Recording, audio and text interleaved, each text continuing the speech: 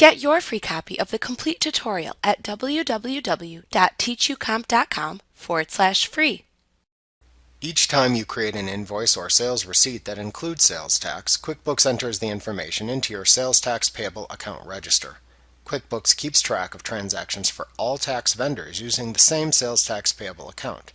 You can open the sales tax payable register to inspect the entries by opening the Chart of Accounts list and then double-clicking the sales tax payable account within the list.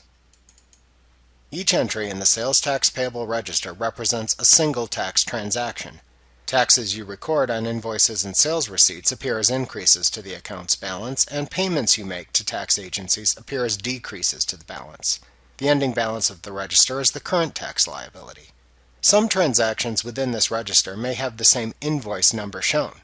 When you record two sales tax items in the same invoice or sale, often when using a sales tax group, the register makes a separate entry for each separate tax collected.